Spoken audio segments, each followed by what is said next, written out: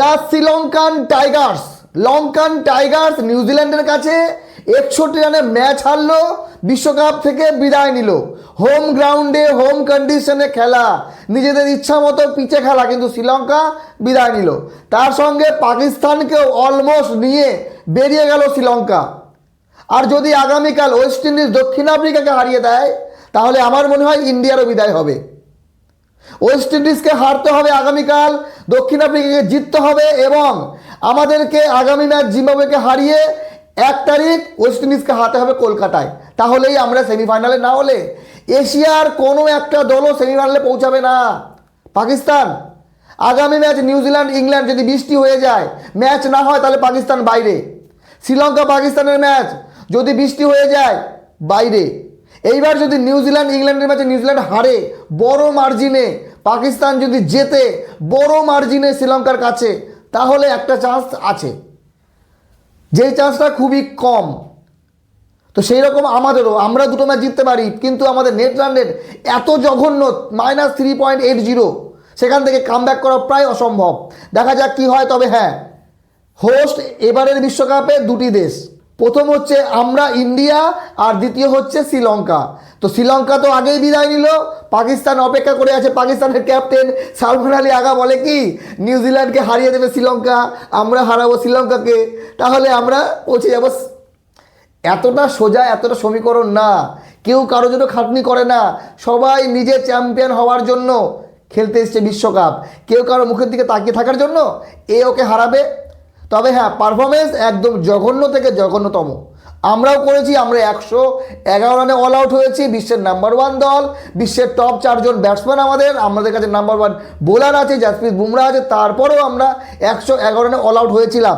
আর শ্রীলঙ্কা প্রথম ম্যাচে ইংল্যান্ডের এগেনস্টে মাত্র 95 রানে অল আউট, 146 করতে পারেনি। আজকে 169 টার্গেট, 107 রানে আটকে গেছে শ্রীলঙ্কার এই ইনিংস। টসে জিতে শ্রীলঙ্কার ক্যাপ্টেন দাসুন সানাকা নিয়েছিল বোলিং।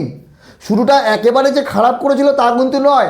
75 রানে 2 উইকেট ছিল একসময় নিউজিল্যান্ডের, আর সেই 75 রানে 2 উইকেট থেকে 84 রানে 6 উইকেট হয়ে যায়। তখন মনে হচ্ছিল 110-20 আটকাবে শ্রীলঙ্কা, এই ম্যাচ জিতবে, পাকিস্তানের জন্য আরাম হবে, শ্রীলঙ্কাও টিকে থাকবে, বিশ্বকাপের একটু মজাটা বাড়বে শেষ ম্যাচ অবধি সুপার 8-এ। কিন্তু না, সব মজা, সব সমীকরণ একদম ধুলোয় মিশিয়ে দিল স্যান্টনার আর সঙ্গে ম্যাকাঞ্জি। 31 রান করে ম্যাকাঞ্জি, এবং স্যান্টনার ক্যাপ্টেন 47 রান 26 বলে। এই রকম ইনিংস স্যান্টনারের আমি দেখিনি। এত সুন্দর একটা ইনিংস, দায়িত্ব নিয়ে দলটাকে কোথায় 84 রানে 6 উইকেট, সেখান থেকে 68 রানে নিয়ে যায়, এবং শেষ বলে আউট হয়ে যায় স্যান্টনার। তো 61 রানের বড় পরাজয়। সঙ্গে প্লেয়ার অফ দ্য ম্যাচ হয়েছে রচিন রবীন্দ্র, 32 রান করে 22 বলে ব্যাট হাতে এবং বল হাতে, 4 ওভারে 27 রান দিয়ে 4 উইকেট।